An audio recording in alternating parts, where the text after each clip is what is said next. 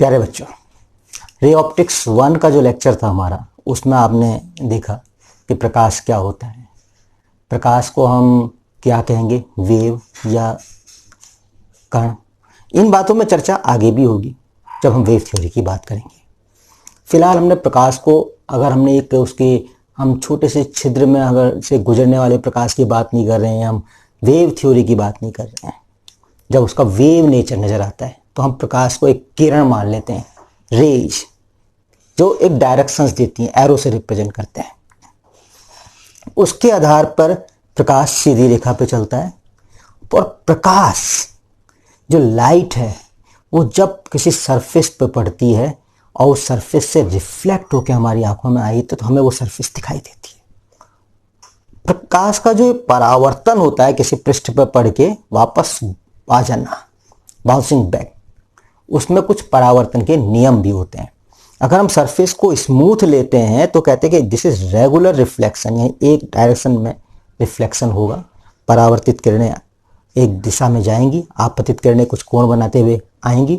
तो यहां पर यह बात याद रखनी कि आपतन कोण क्या है, परावर्तन कोण क्या है, अभिलंब क्या है और परावर्तन के नियम क्या है। समतल दर्पण से परावर्तन आप बचपन की कक्षाओं से ही जो है 6, 7, 8 से ही लगभग शुरू कर दिया जाता है। उसके बाद हम आते हैं गोलीय दर्पण पर। गोलीय दर्पण कैसे बनाए जाते हैं, क्या गोलीय दर्पण का एपर्चर यानी द्वारक होता है, किसे कहते हैं द्वारक, गोलीय दर्पण का ध्रुव किसे कहते हैं, पोल्स, वक्रता केंद्र किसे कहते हैं, वक्रता त्रिज्या कैसे निकालते हैं, फोकस किसे कहते हैं, मुख्य फोकस किसे कहते हैं, फोकस दूरी कैसे निकालते हैं, इन सब बातों पर हम चर्चा पिछले अपने रे ऑप्टिक्स 1 में कर चुके हैं। उनको आप एक बार देख लीजिएगा। अभिसारी दर्पण किसे कहते हैं, अपसारी दर्पण। आज हम आने वाले हैं, आज हम बात करेंगे दर्पण सूत्र की और इमेज फॉर्मेशन की। तो सबसे पहले हम बात करते हैं इमेज फॉर्मेशन, यानी अवतल दर्पण से प्रतिबिंब कैसे बनेंगे और उत्तल दर्पण से प्रतिबिंब कैसे बनेंगे।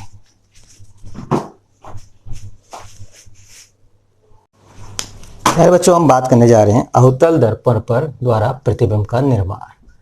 अवतल दर्पण द्वारा प्रतिबिंब निर्माण।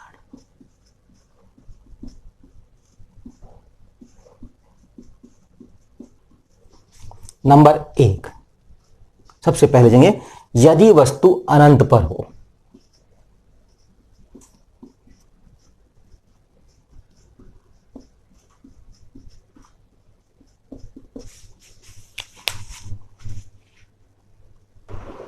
यहां पर हमने एक दर्पण लिया है बच्चों।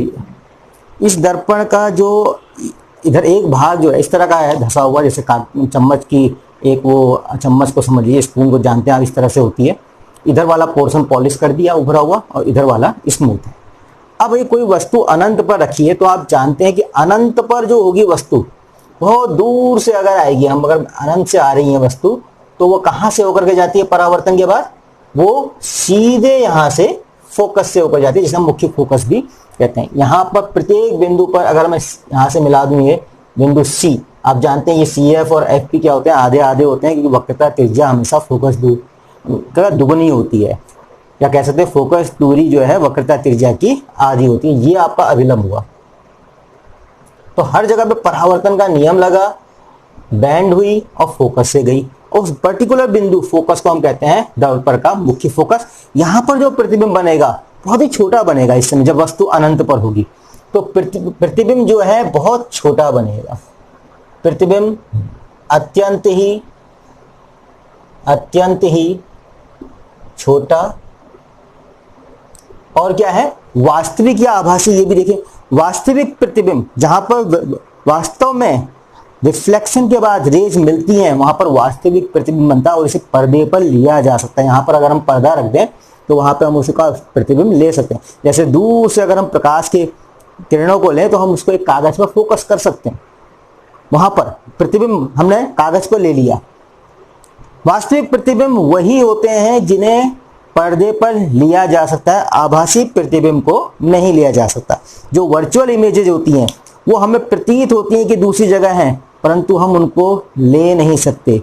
उनको हम पर्दे पर नहीं ले सकते। जैसे समतल दर्पण में है आभासी प्रतिबिंब बनता है, दर्पण के दूसरे एंड में बनता है, उतनी ही दूरी पर बनता है जितनी दूरी पर मैं खड़ा हूं। अगर मेरा प्रतिबिंब बन रहा है पर मैं उस को पर्दे पर नहीं ले पाता, बल्कि वो उधर बन रहा होता, दर्पण के दूसरी ओर बन रहा होता है। दर्पण के दूसरी ओर हमेशा आभासी बनता है, दर्पण के इस साइड बाईं ओर हमेशा वास्तविक बनता है। और वास्तविक प्रतिबिंब उल्टे भी बनते हैं, पर यहां पर इसका साइज अभी नहीं है। प्रतिबिंब अत्यंत ही छोटा होगा और वास्तविक होगा, वास्तविक होगा। अब हम आगे थोड़ी सी कहानी को अगर हम आगे बढ़ाएं, यदि वस्तु जो है अनंत पे ना हो, बल्कि अनंत और वक्रता केंद्र के बीच कहीं पर हो, वक्रता केंद्र के बीच स्थित हो,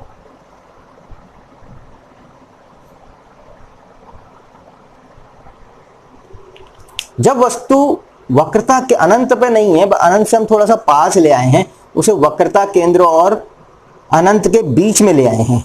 तो इसको मैं यहां पे बना लेता हूं, इसका डायग्राम, तो ज्यादा अच्छा रहेगा, आपको साफ साफ दिखाई देगा ऊपर से।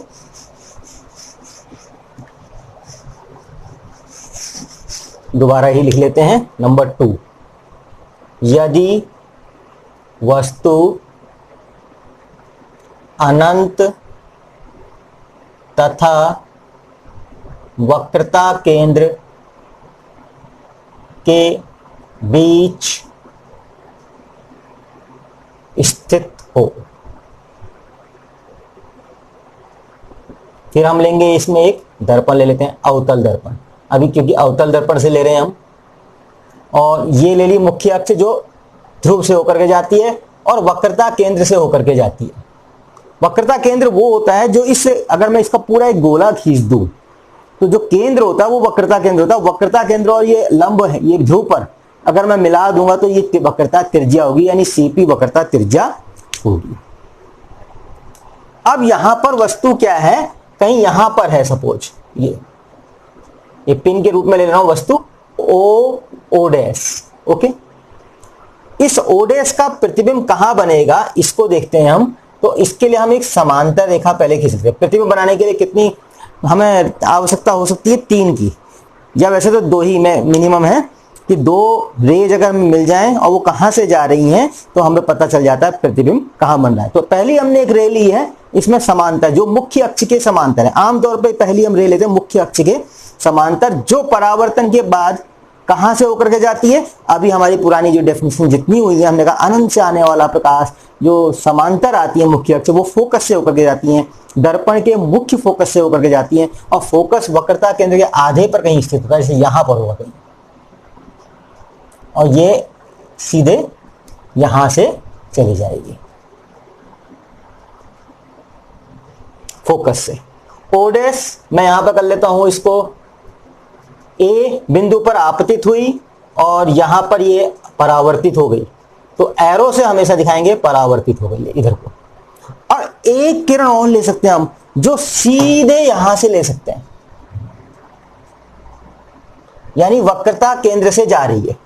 वक्रता केंद्र से जा रही है तो अगर दर्पण का जो बिंदु होता है, वक्रता केंद्र गोले का भाग है, वक्रता केंद्र से कहीं पर भी गोले में डालेंगे तो वो क्या देगा, त्रिज्या देगा, यानी कि ये त्रिज्या के अभिलंबवत आपतित हो रही है। अभिलंबवत आपतित होती है दर्पण के किसी बिंदु पर, तो वो उसी स्थान पर क्या होती है, वापस लौट आती है।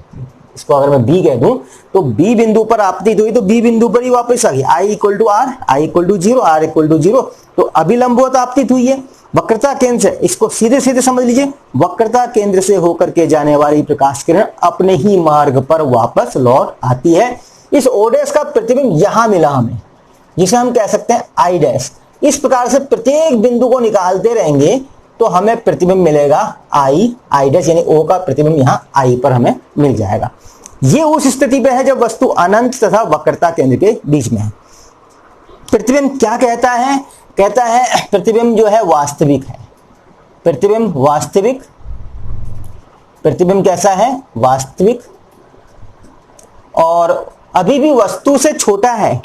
अभी भी ये क्या है, वस्तु से एक छोटा सा प्रतिबिंब प्राप्त है। जब हम प्रैक्टिकल करेंगे लैब में तो हम वहां पर दर्पण रखेंगे और उसको आगे बढ़ाते जाएंगे तो हम उसका प्रतिबिंब देखते जाएंगे, तो हमें पहले वस्तु से छोटा प्रतिबिंब मिलता है, वस्तु से छोटा। तो इसको लिख देते हैं वस्तु से छोटा। और इन्वर्टेड यानी कि उल्टा प्रतिबिंब, वस्तु से छोटा और उल्टा प्रतिबिंब मिलता है। जैसे हम अगर चिन्ह परिपाटी के हिसाब से लेंगे तो इसको नेगेटिव दिखाया जाएगा, उल्टा। अगर मैं इसको प्लस वाई लिखूंगा तो इसको माइनस वाई लिखूंगा, अगर इसकी लेंथ वाई लिखूंगा मैं y2 लिखूंगा तो इसको माइनस y2 लिखूंगा। तो उल्टा प्रतिबिंब हमें प्राप्त होता है। वास्तविक वस्तु से छोटा उल्टा प्रतिबिंब प्राप्त होता है जिसे पर्दे पर लिया जा सकता है। नेक्स्ट में आएंगे हम, जब हम इसको आगे बढ़ाते हुए हम इसको वक्रता केंद्र पर ले आते हैं। तो जब वस्तु को हम वक्रता केंद्र पर लाते हैं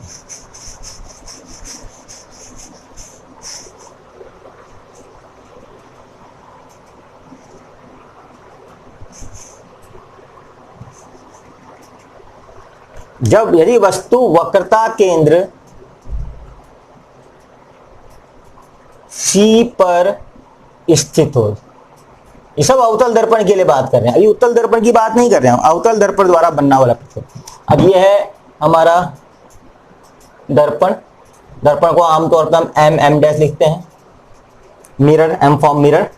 एक सीधी रेखा खींच देते हैं जिसे हम कहते हैं मुख्य अक्ष, जो ध्रुव वक्रता केंद्र और फोकस को मिलाती है, राइट, जो मुख्य अक्ष हो जाती है। इस मुख्य अक्ष पे ही जो है हम वो मेजरमेंट लेते हैं, ध्रुव से नापते हैं सारी दिशाएं, जो प्रकाश की किरण की ओर की दिशा नापते हैं। जैसे इधर को बाएं से ले रहे हैं तो बाएं से दाईं ओर जा रही है, जितनी भी हम इधर को नापेंगे वो धनात्मक, और जितनी इसके इधर को बाईं ओर नापेंगे विपरीत दिशा में प्रकाश की किरण की, उसको हम लेंगे ऋणात्मक।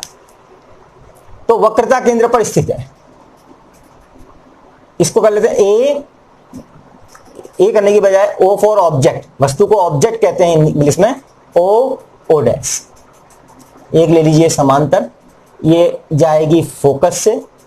अब यहां वक्रता केंद्र पर नहीं ले सकते, तो तीन नियम है रूल्स ऑफ इमेज फॉर्मेशन। एक तो ले सकते हैं आप समांतर किरण जो फोकस से होकर के जाएगी, और दूसरी आप ले सकते हैं वक्रता केंद्र से। अब यहां पे वक्रता केंद्र से कहां से लेंगे, तो वक्रता केंद्र पर ही स्थित है। इसलिए एक तीसरा और है, यदि हम फोकस से लें, फोकस से प्रकाश की किरण जाए, ये किरण जो है कहां से जाए, फोकस से होकर के जाए, तो ये परावर्तन के बाद कहां को जाएगी, परावर्तन के बाद कहां को जाएगी।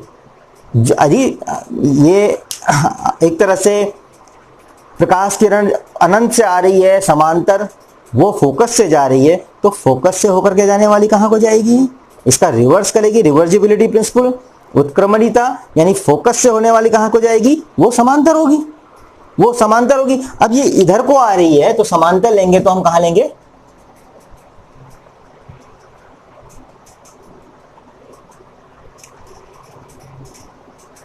एक्चुअल डायग्राम आप मेजरमेंट लेके बनाते हैं वो थोड़ा ठीक ठाक बन जाते हैं, और जो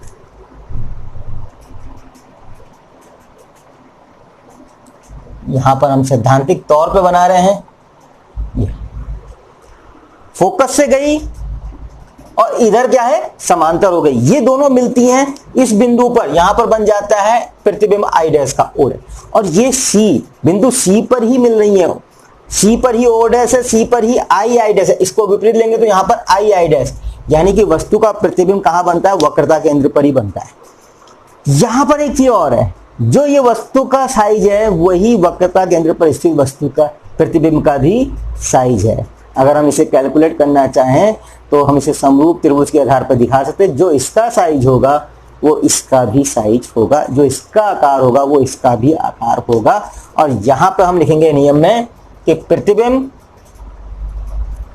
वास्तविक की आभासी, तो आप कहेंगे वास्तविक है, जिसे पर्दे पर ले सकते हैं, उल्टा है, और अब वस्तु के बराबर है, वस्तु के बराबर। तो ध्यान रखिएगा कि जब वक्रता केंद्र पर स्थित होती है तो वस्तु के बराबर हमें प्रतिबिंब प्राप्त होता है। अभी एक दर्पण सूत्र आता है, वो भी आएगा, 1/v + 1/u = 1/f। जहां v है प्रतिबिंब की दूरी, u है वस्तु की दूरी और f है फोकस दूरी। तो उससे भी हम कैलकुलेट से यू एन वी बराबर करेंगे तो क्या होगा, अभी मैं इसमें बाद में आता हूं, उसके बाद में उसमें बात करेंगे। तो प्रतिबिंब वस्तु वास्तविक उल्टा और वस्तु के बराबर। अब मैं इसको थोड़ा सा और आगे ले जाता हूं, यानी वक्रता केंद्र और फोकस के बीच में ले जाए।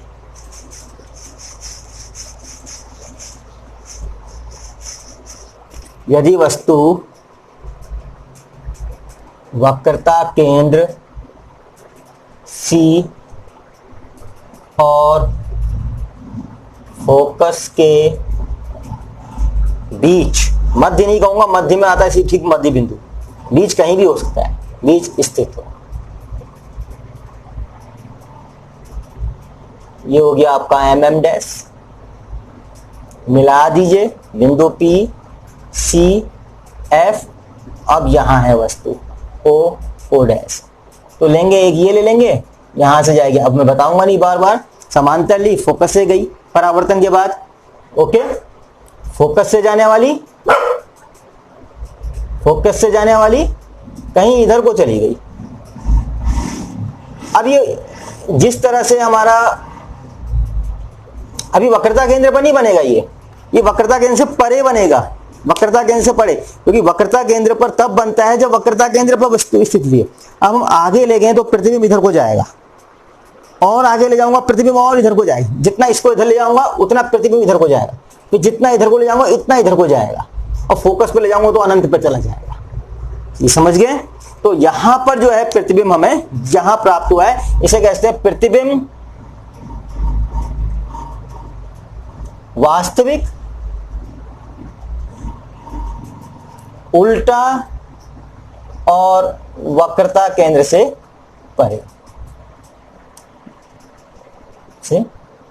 परे प्राप्त होता है, मतलब दूर।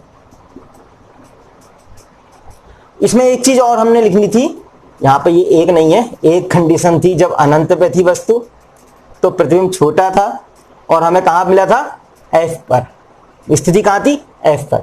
नंबर 2, जब अनंत और C के बीच में थी, जब अनंत और C यानी वक्रता केंद्र के बीच में थी, तो प्रतिबिंब कहां मिला था, हमें C और F के मध्य मिला था, के बीच मिला था, ठीक, जैसा मिला था वो हो गया। अब ये तीसरे में जब C पर स्थित थी, वक्रता केंद्र पर स्थित थी, तो हमें प्रतिबिंब कहां मिला था, C पर ही मिला था, C पर ही मिला था प्रतिबिंब। और नंबर 4 है ये, जिसको हमने गलती से यहां पे 2 लिख दिया है, करेक्ट कर लीजिएगा कॉपी में। नंबर 4, या वस्तु वक्रता केंद्र C और फोकस के बीच स्थित हो, तो हमें कहां मिला था, C और F के बीच हो, C और F के बीच वस्तु, तो प्रतिबिंब कहां मिला हमें, प्रतिबिंब मिला, प्रतिबिंब C से परे, C से परे। अब लास्ट आते हैं फोकस पर स्थित हो, F पर स्थित हो, तो यहां कहेंगे प्रतिबिंब कहां मिलेगा, कहां मिलेगा, अनंत पर मिलेगा।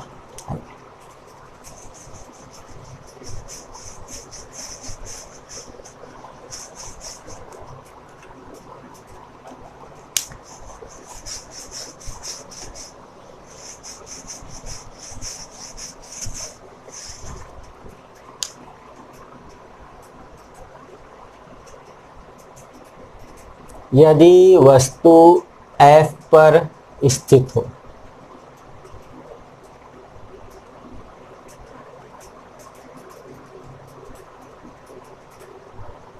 CFP वस्तु यहां स्थित है समांतर, और यहां समांतर, तब हमें प्रतिबिंब कहां मिलेगा, कहीं अनंत पर मिलेगा, कहां मिलेगा, कहीं अनंत पर, और वस्तु से बड़ा। अब बड़े प्रतिबिंब मिल रहे हैं, आपने देखा होगा, वस्तु से बड़ा। पिछले वाले केस में भी हमें बड़ा प्रतिबिंब मिला था, जब हमने C और F के बीच में लगा था, वस्तु से बड़ा और C से परे, उल्टा और वास्तविक, और कहां मिलेगा, अनंत पर मिलेगा। एक और आता है लास्ट वाला पॉइंट,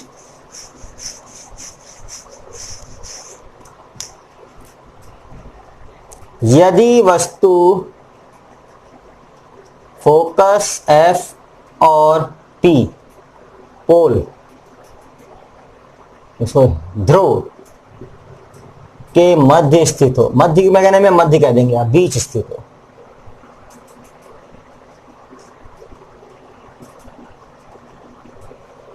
अब देखिए ये हमारा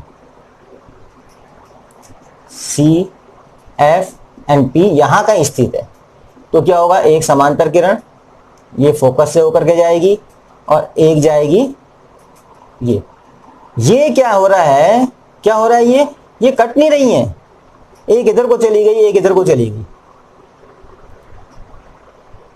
एक ऐसे चली गई और एक इधर को चली गई, परंतु ये किसी बिंदु से हमें आती हुई प्रतीत होती हैं। अब जब किसी बिंदु से आती हुई प्रतीत होती हैं दर्पण के दूसरी ओर, तो ये कैसा प्रतिबिंब मिलेगा हमें, आप कहेंगे हमें आभासी प्रतिबिंब मिलेगा, और आभासी प्रतिबिंब हमेशा सीधा होता है, सीधा प्रतिबिंब होता है, वर्चुअल होता है, जिसे पर्दे पर नहीं ले सकते, वस्तु से बड़ा प्रतिबिंब मिलता है। अवतल दर्पण में वस्तु से बड़ा आभासी प्रतिबिंब मिलता है, इसलिए अवतल दर्पण का प्रयोग हम बाल बनाने में, शेविंग करने में विशेष तौर पे आपने सुना होगा, शेविंग करने के लिए छोटे छोटे बालों को देखना होता है, बड़ा बड़ा देखना होता है, तो हम अवतल दर्पण का प्रयोग करते हैं। तो यहां पे लिख सकते हैं प्रतिबिंब आभासी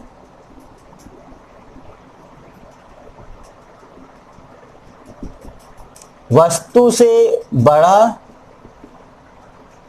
प्रतिबिंब आभासी वस्तु से बड़ा दर्पण के दूसरी ओर, दर्पण के दूसरी ओर प्राप्त होता है। और यह सिद्धांत सरल सूक्ष्मदर्शी के लिए भी करते हैं। सूक्ष्मदर्शी क्या होता है, करता है छोटी छोटी चीजों को बड़ा देखने के काम में आता है, तो सूक्ष्मदर्शी में भी कहीं कहीं पे ये काम आता है। वो लेंस से लगाते हैं, अमूमन में दर्पण भी कहीं कहीं पे यूज करते हैं, परंतु हम यहाँ पर केवल इसको हम एक जनरल यूटिलिटी के तौर पे क्लास 10th में आपने पढ़ा होगा कि अवतल दर्पण का प्रयोग कहाँ कहाँ किया जाता है।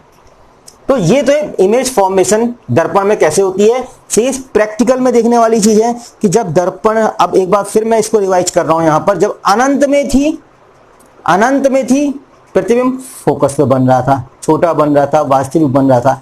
जब अनंत से पास लाए पर वक्रता केंद्र पर न लाए तब भी छोटा बन रहा है प्रतिबिंब, उल्टा बन रहा है और वास्तविक बन रहा है C और F के बीच में। जब हम C पर ले आए, वक्रता केंद्र पर ले आए, तो वक्रता केंद्र पर बन रहा है बराबर साइज का, वस्तु के बराबर साइज का उल्टा वास्तविक वक्रता केंद्र। जब C और F के बीच में ले आए, वक्रता केंद्र और फोकस के बीच में ले आए, तो प्रतिबिंब दूर हटने लगा, C से परे हटने लगा, परंतु बड़ा भी होने लग गया, वास्तविक और उल्टा। जब फोकस पर ले आए तो अनंत पर बन रहा है प्रतिबिंब, तब अनंत पर बन रहा है, और जब फोकस और पोल के बीच में ले आए, ये एक पर्टिकुलर केस ऐसा है जिसमें प्रतिबिंब आभासी बन रहा है, दर्पण के दूसरी ओर बन रहा है। अब आते हैं दर्पण सूत्र।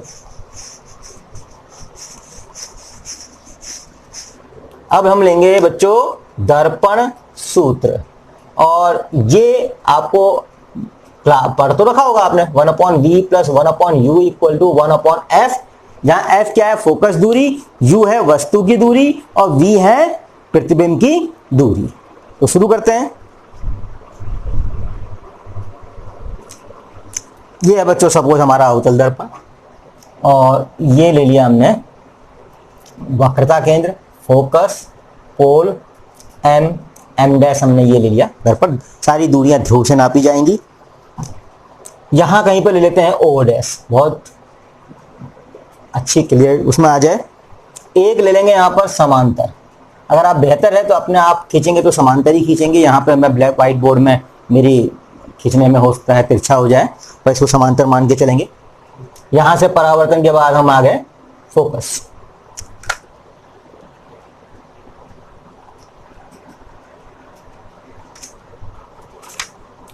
और एक ले लीजिए आप यहां से वक्रता केंद्र से जाने वाली प्रकाश किरण।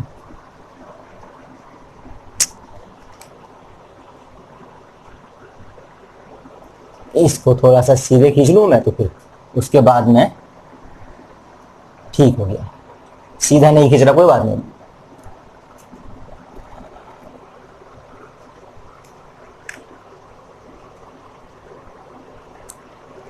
ये बन गया प्रतिबिंब।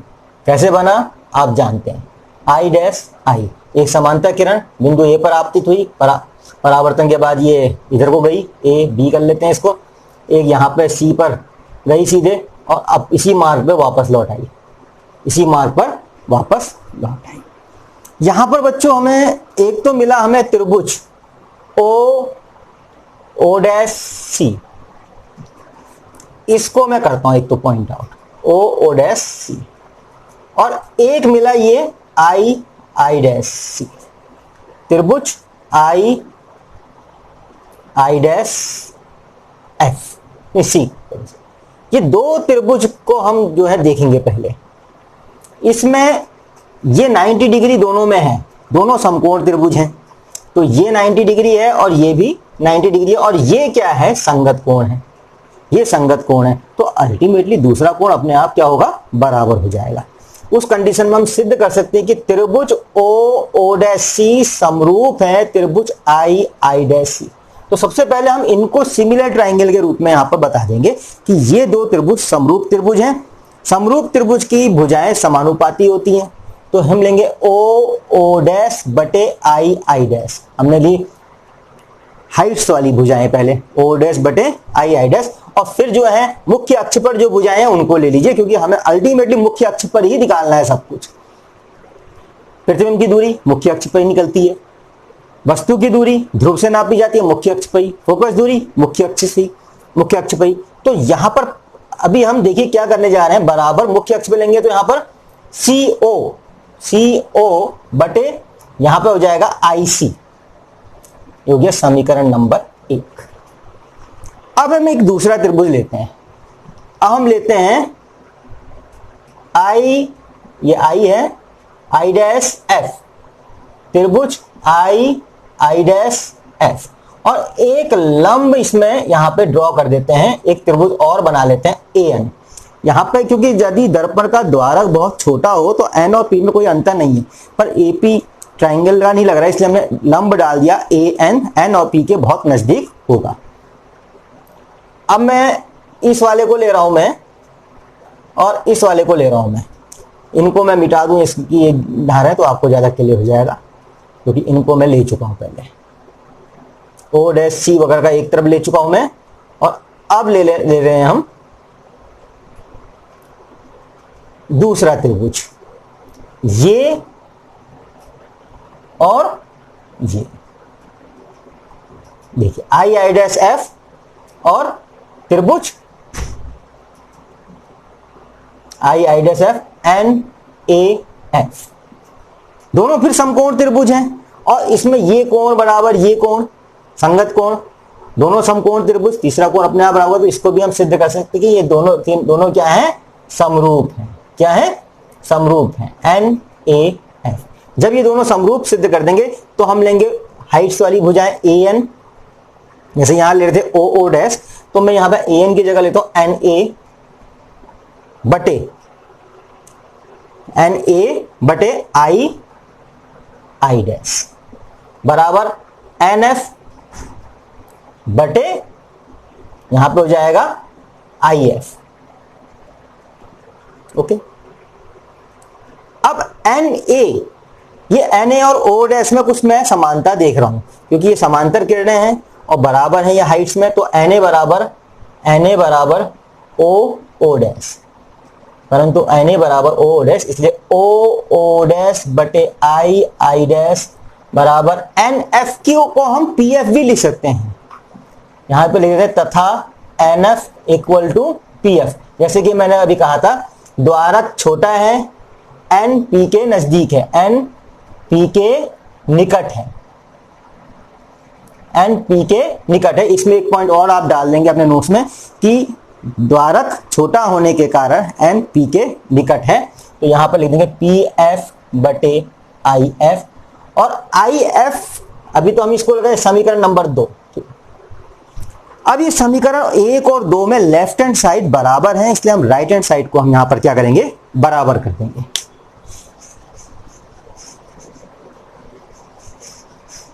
इधर मैं कर रहा हूं इसको, इधर लिखता हूं मैं, लेफ्ट हैंड साइड हमारी क्या थी,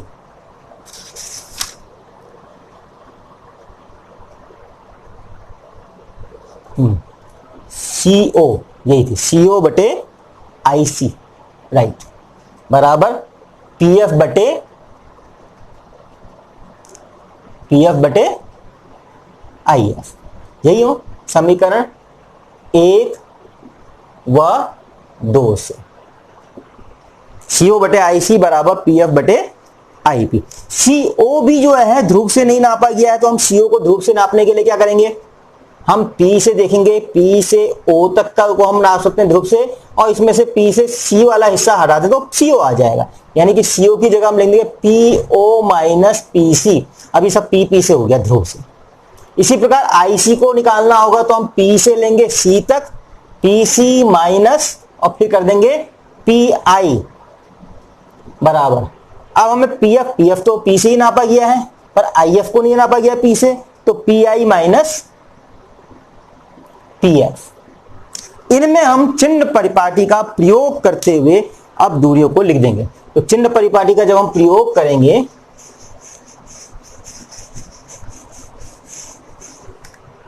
तो PO की जगह मैं लिख दूंगा वस्तु की दूरी। वस्तु की दूरी को ले लेते हैं U, यहां से लेके यहां तक की दूरी हुई वस्तु की दूरी। चिन्ह परिपाटी का प्रयोग करते हैं माइनस। माइनस क्यों लिया, क्योंकि प्रकाश की किरण ऐसे जा रही है, हम ले रहे हैं ध्रुव से विपरीत दिशा में। और अब सीधे सीधे अगर आप ऐसे कर रहे होंगे, इधर से ले होंगे बाईं ओर से, तो आपको ये ध्यान में रहेगा बाईं ओर हमें लेना है माइनस। पीसी क्या लेना है, पीसी लेना है हमें वक्रता त्रिज्या।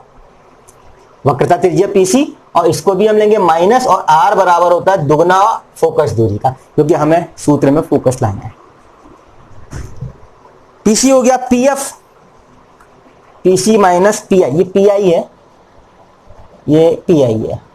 पीआई, पीआई क्या हुआ, पीसी तो ये तो हो गया आपका फोकस, ये हुआ, और पीआई क्या हुआ, पीआई प्रतिबिंब की दूरी हुई, यानी कि वी लेते हैं, प्रतिबिंब की दूरी को हम लेते हैं वी, जो ध्रुव से नापी गई है वी, क्योंकि ये भी बाईं ओर नापी गई है,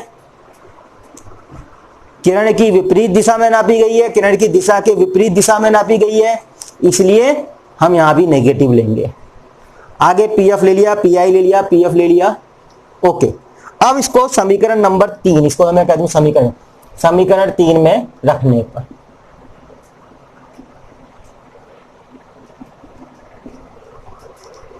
पीओ की जगह माइनस यू, माइनस पीसी की जगह माइनस आर या माइनस 2F बटे पीसी की जगह माइनस 2F, और माइनस पीआई की जगह माइनस वी। ये माइनस अलग से है, अंदर ब्रैकेट में वी, पीआई को हम लिखा माइनस वी, बराबर पीएफ की जगह माइनस एफ। याद रखेंगे अवतल दर्पण की फोकस दूरी हमेशा ऋणात्मक होती है, उत्तल दर्पण की फोकस दूरी हमेशा धनात्मक होती है। और इधर आ गया हमारा पीआई, पीआई यानी कि माइनस वी, और इधर है माइनस पीएफ, हो गया आपका माइनस है। इसको कैलकुलेट करेंगे, minus U minus minus plus 2F, इधर हो गया minus 2F minus minus plus V, इधर minus F minus V plus F. ये डायग्राम बना लिया है आप लोगों ने, मैं इसको मिटा देता हूं, जो थोड़ा मैथमेटिकल है वो कर देते हैं।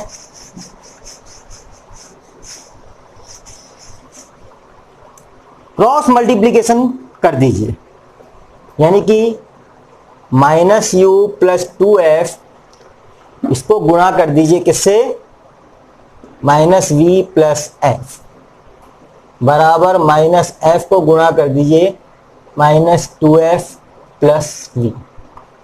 इसके बाद गुणा करिए इसमें minus minus plus u v, minus u से एफ को करेंगे तो minus u F, plus 2F से माइनस वी को करेंगे माइनस 2VF, प्लस 2F और F हो जाएगा प्लस 2F स्क्वायर।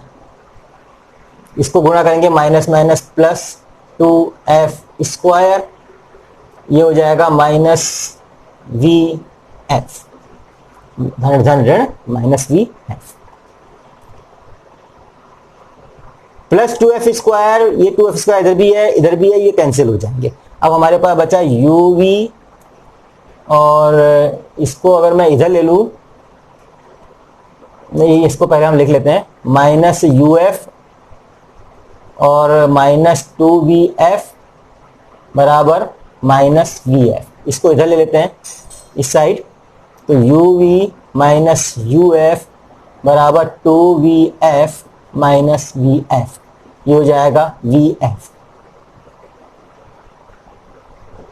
इस u माइनस uf को उधर ले लेते हैं, uv equal to u f plus vf। uvf से प्रत्येक पद में भाग देने पर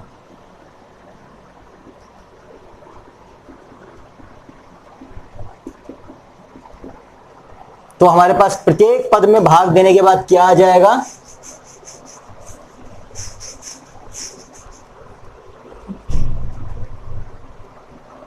uv बटे uvf बराबर uf बटे uvf प्लस vf बटे uvf। u से u कट गया, v से v कट गया, यहाँ u से u कट गया, f से f कट गया, यहाँ v से v कट गया, f से f कट गया। यहाँ मिला हमें 1/f, यहाँ मिला 1/v और प्लस 1/u। यही आपका दर्पण सूत्र है, 1/v प्लस 1/u बराबर 1/f। कुछ नहीं है, सिमिलर ट्राइंगल्स लेने होते हैं, सिमिलर ट्राइंगल का प्रयोग करना होता है, समानुपाती, और कुछ डेरिवेशंस कुछ पद हैं, उन पद के कारण सीधे सीधे ये सूत्र निकाल देना होता है। इसी प्रकार हम उत्तल दर्पण का भी करते हैं। तो बच्चों, उत्तल दर्पण के लिए जो है, जो इमेज फॉर्मेशन है वो केवल एक ही है। उसको अगर हमें यहाँ पर इमेज फॉर्मेशन बना दे रहा हूँ, शेष सिमिलर ट्राइंगल खुद ढूंढेंगे आप और उसे अपने आप करेंगे, और मुझे आप व्यक्तिगत तौर पे कमेंट बॉक्स में भी भेज सकते हैं। अगर आप कमेंट बॉक्स में भेज सकते हैं किसी तरीके से, नहीं तो मुझे व्हाट्सएप में भेज सकते हैं उसको करके। उत्तल दर्पण द्वारा प्रतिबिंब,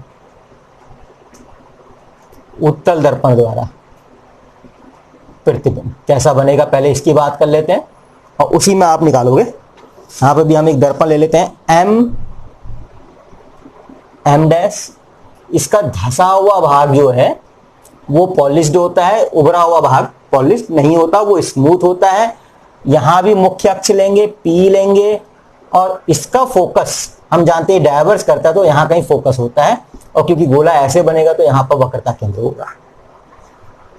वस्तु कहीं पर भी ले लीजिए, वस्तु आप यहां पे कहीं पर भी ले लीजिए, इसमें क्यों इधर कोई प्रॉब्लम नहीं है। समांतर लीजिए, डायवर्ज हो गई इधर को, परंतु ये कहां से आती हुई मिलेगी, ये बिंदु फोकस से हमें आती हुई प्रतीत होगी। दूसरी आप लीजिए वक्रता केंद्र से सीधे, और ये वापस कहां से आती हुई प्रतीत होगी, ये भी हमें C से आती हुई प्रतीत होगी, और यहां पर एक वस्तु का छोटा प्रतिबिंब मिल जाता है, ये O डैश है, तो ये O डैश का प्रतिबिंब में यहां मिला है I डैश, इस बिंदु से आती हुई प्रतीत हो रही है, इसलिए हम कह रहे हैं O डैश का प्रतिबिंब I डैश में मिला, तो ये I हो गया, I डैश। ये एकमात्र उत्तल दर्पण से प्रतिबिंब होता है, चाहे वस्तु कहीं पर भी रखे, हमें एक छोटा सा प्रतिबिंब जरूर मिलता है, और वो आभासी मिलता है। उत्तल दर्पण से आभासी मिलता है। हमारी जो कारें होती हैं, हमारी जो गाड़ियां होती हैं, उसमें जो साइड मिरर होता है, जिससे ड्राइवर पीछे को देख रहा होता है, वो उत्तल दर्पण ही होता है। आगे इस पे भी फॉर्मूला वही लगेगा, 1/v प्लस 1/u बराबर 1/f। कैसे लगेगा, क्वेश्चन मार्क, आप लोग खुद करेंगे इसको, और इसमें सूत्र निकालेंगे, सेम जैसे अवतल दर्पण में निकाला है बिल्कुल वैसे ही निकालना है। यहां पर भी त्रिभुज लेंगे, O dash C, I dash C, देखिएगा ये दोनों त्रिभुज लेंगे, I डैश C, एक ये है एक ये है, तो ये समरूप त्रिभुज सिद्ध कर देंगे आप। और दूसरा वही एक लंब डालेंगे, यहाँ पर भी लंब डाल देंगे हम, तो ये AN हो जाएगा, तो ANF त्रिभुज ANF, और ये हो जाएगा I त्रिभुज I डैश F। समरूप त्रिभुज देखेंगे, कैलकुलेट करेंगे, मान रखेंगे, जैसा अवतल दर्पण में किया था वैसा ही करेंगे, और उसके बाद जो है इस फॉर्मूले को ड्राइव कर लेंगे। इस इमेज फॉर्मेशन के द्वारा इस फॉर्मूले को कैसे ड्राइव किया था उत्तल दर्पण के लिए, उसे आप करेंगे अपने आप ये एक तरह से आपका ग्रह कार्य भी रहेगा। तो आज हमने ये दर्पण सूत्र पढ़ा है। अब इसमें एक चीज और आती है, आवर्धन। उस हिसाब से हमारा ये समाप्त हो जाएगा।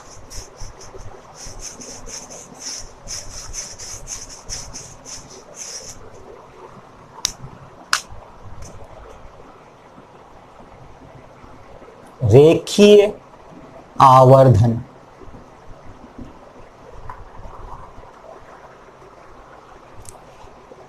प्रतिबिंब की लंबाई, अब यहां पे लंबाई ली जाएगी, प्रतिबिंब की लंबाई तथा वस्तु की लंबाई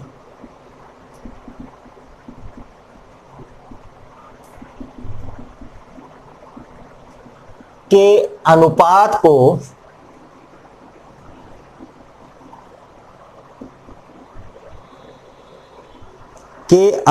को रेखीय आवर्धन कहते हैं।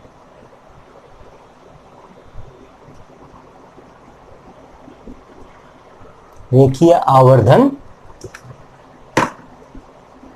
कहते हैं। जबकि दोनों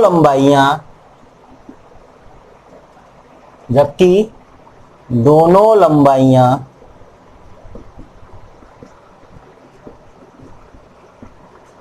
मुख्य अक्ष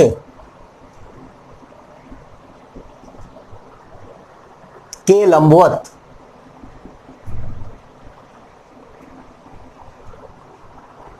नापी गई हों। ये डेफिनेशन नोट कर लीजिए कि प्रतिबिंब की लंबाई और वस्तु की लंबाई, अगर मैं I बटा O कहूं, इमेज बटा O, that is called magnification. M for magnification. Magnification ये बताता है कि प्रतिबिंब कितना बड़ा बन रहा है, कितना छोटा बन रहा है, और ये भी बताएगा उल्टा बन रहा है। अगर ऋणात्मक मान आएगा तो उल्टा बन रहा है, धनात्मक आएगा तो, अगर M का मान धनात्मक होगा तो प्रतिबिंब सीधा बन रहा है, सीधा बन रहा है तो यानी आभासी बन रहा है। अगर माइनस आएगा तो उल्टा बन रहा है, यानी कि वास्तविक, उल्टे प्रतिबिंब ही वास्तविक ही जो है उल्टे प्रतिबिंब बनते हैं। ये भी ध्यान रखिएगा। तो प्रतिबिंब की लंबाई तथा वस्तु की लंबाई, उन दोनों के अनुपात को हम क्या कहते हैं? रेखीय आवर्धन कहते हैं। Linear magnification, image, height of image upon height of object. तो I अपॉन O, कुछ किताब में वो Y1 और Y2 करके भी रिप्रेजेंट होता है, Y2 अपॉन Y1। तो ये हो गया आपका M। चिन्ह परिपाटी का प्रयोग हम यहां पे करते हैं। आगे बढ़ते हैं कि दर्पण के लिए रेखीय आवर्धन का सूत्र क्या होगा।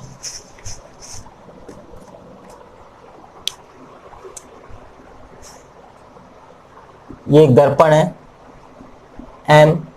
M डैश, ध्रुव CF, मुख्य अक्ष। ये ली मैंने वस्तु यहां पर हो। वैसे तो आपको मैंने 3 बताई हैं, समांतर जाने वाली, केंद्र से जाने वाली, वक्रता और फोकस से जाने वाली। यहां पर एक तो मैं लूंगा, 2 प्रकार की लूंगा मैं। एक मैं लूंगा ध्रुव से जाने वाली, ध्रुव से जाएगी तो ये ध्रुव पर एक कोण बना रही है, इसी कोण पर ये वापस आएगी। परावर्तन तो यहां भी होगा, ध्रुव से जा रही है, जितना कोण ये बना रही है उतना कोण ये बन रहा है। ठीक हो गया। और एक ले लिया मैंने क्या, वक्रता केंद्र से होकर के जाने वाली, जो ये जा रही है और ये वापस आ रही है। अभिलंबवत आपतित हो रही है तो वापस आ रही है।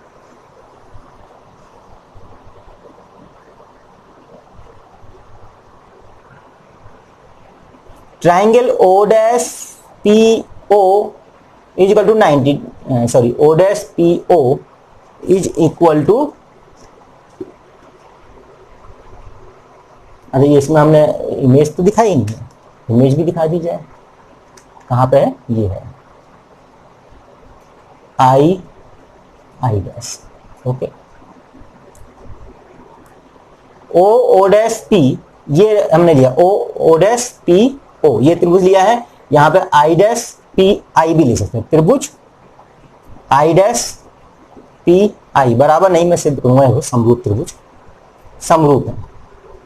कैसे समरूप है? O डैश PO और ये I डैश PI ये समरूप है। कैसे हैं? दोनों समकोण हैं, दोनों समकोण त्रिभुज हैं, समकोण। और कैसे थे? कोण O डैश PO बराबर कोण आई डैश पी आई, ये कोण बराबर ये कोण और समकोण त्रिभुज, तो ये हो गया सिमिलर ट्राइंगल, यानी कि त्रिभुज O dash P O similar है, समरूप है आई डैश पी आई। यहां ले लेंगे हम, अब हम ले लेंगे ओ ओ डैश, समानुपाती होंगी भुजाएं बटे आई आई डैश, ये इन ऑब्जेक्ट बटे इमेज। अगर मैं इमेज बटे ऑब्जेक्ट निकालना है मैग्निफिकेशन के लिए तो मैं ये लिखता हूं I dash I I dash बटे ओ O dash, I I dash बटे ओ ओ डैश, ये पी आई ध्रुव से ही है बटे पी ओ। तो सिंपल तरीके से यहां पे हो गया, ये सिंपल तरीके से त्रिभुज ओ डैश पी ओ। अब कह रहे हैं कौन सा त्रिभुज कह रहे हैं, तो मैं एक बार और यहां पे शैडो कर लेता हूं, ये इस त्रिभुज को लिया मैंने,